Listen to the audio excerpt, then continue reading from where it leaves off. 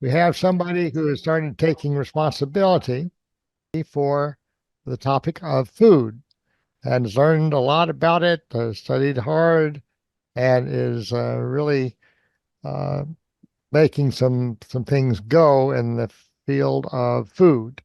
And that is David Tinoco. Hey, David, welcome. You're going to talk about food.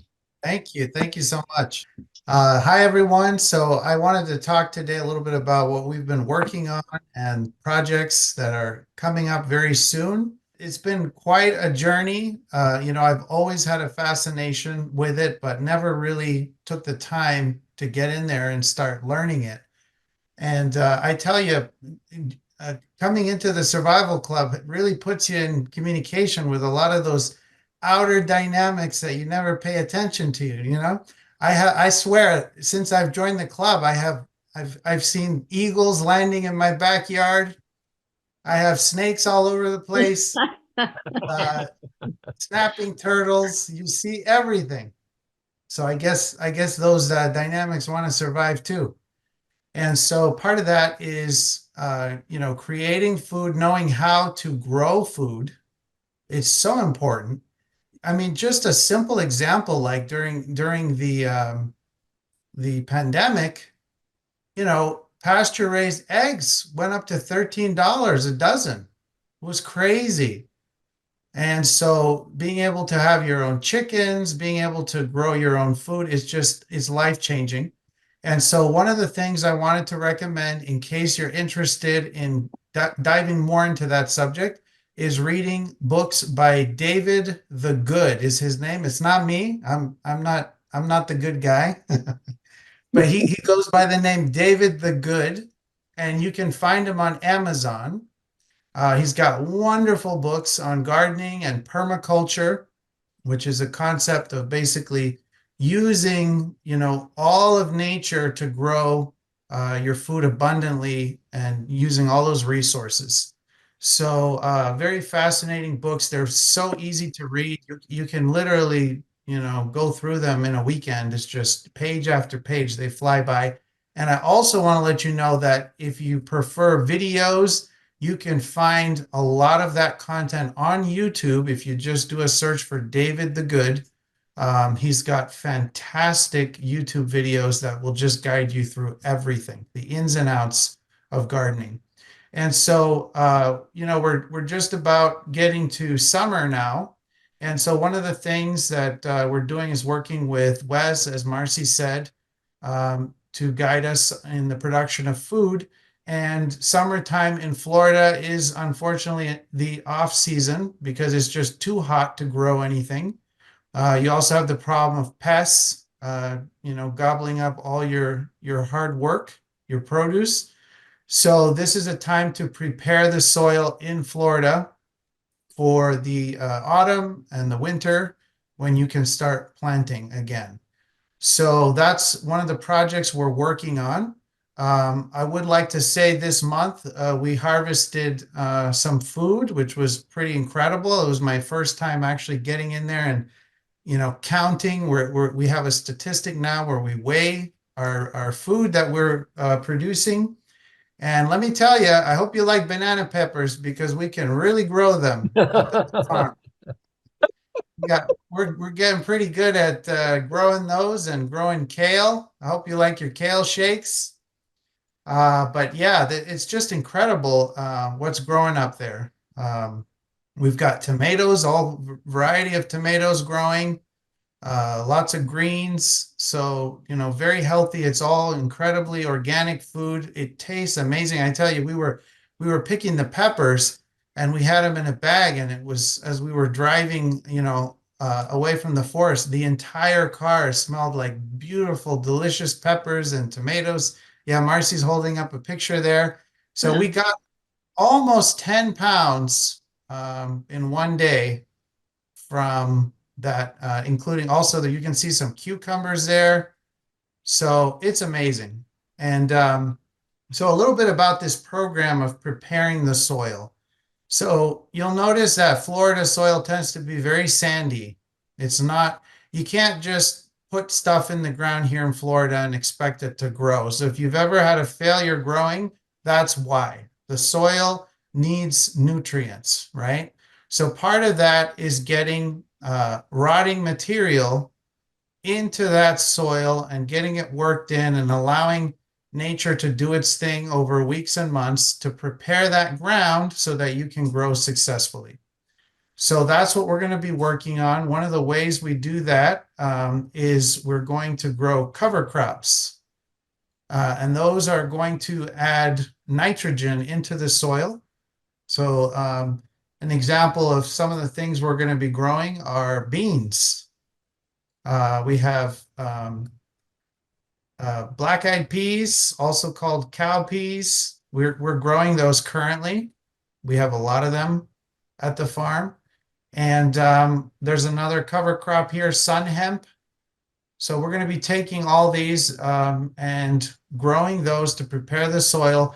Once those plants have grown, before they start to flower, we're going to put those back in the ground and allow them to decompose so that in the autumn and the winter, the soil will be nice and rich and ready for the new crops to grow. So that's our project. And the very first step, which I omitted by mistake, is to buy your seeds. So this is one thing I recommend. If you're at home, you should be buying organic seeds every month and preparing your favorite things to eat. In the event that you wouldn't have access to them in a supermarket, you'll be very glad to have bags and bags of those wonderful organic seeds. So I'm going to put a link here. There's a website called Fedco Seeds, and they have an entire section of organic seeds that you can purchase. So the link is going there in the chat. And go through those, pick all the ones you love, and go ahead and start buying those every month. Okay, so that's important because if you start preparing the soil and you spend all this time, knee deep in fertilizer and manure and all these things, and then you realize you have no seeds, you're going to miss the season to start planting. So make sure you get that. And then the next thing I wanted to go over has to do with the planting zone. Now, you'll need to look up for your area, if you're not in Florida, what your zone is. But one of the things that has been pointed out to me is you cannot expect to grow anything you want in your garden. Unfortunately, it's a very hot climate, very humid, and not all plants are going to like that kind of weather. So one of the things you need to do is find out what zone you are in and then research what plants grow best in your zone. Now, you do have the benefit of, if you're able to get, a greenhouse going or growing indoors, you can sort of bypass some of that. So that's another technique, is you can start preparing seeds and creating your seedlings indoors and get an early start. And then what can be planted in Florida, you'll then be able to just transplant it into the ground. And that's a great way to increase your harvest so that you're not waiting weeks and weeks for the seeds to germinate in the soil outside. One of the best things to grow, highly recommended, is sweet potatoes. I hope you like those, because those are one of the best things to grow in Florida. They grow like mad. And another survival crop, which is recommended, is betony root. Betana, I'm sorry, I believe is the spelling. Now, these are little roots. Now, I have to admit, they don't look very nice. They look like caterpillars. But in a survival situation, you can eat those. They're edible. It is an invasive crop, so you want to be careful and not plant it all over the place, right? You want to make an area of your garden far away where you can grow that.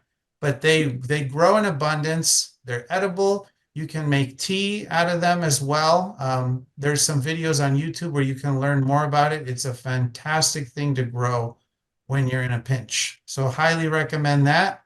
but for sure, sweet potatoes is your number one crop in Florida that is easy, maintenance free, and it grows. Cassava root is also excellent.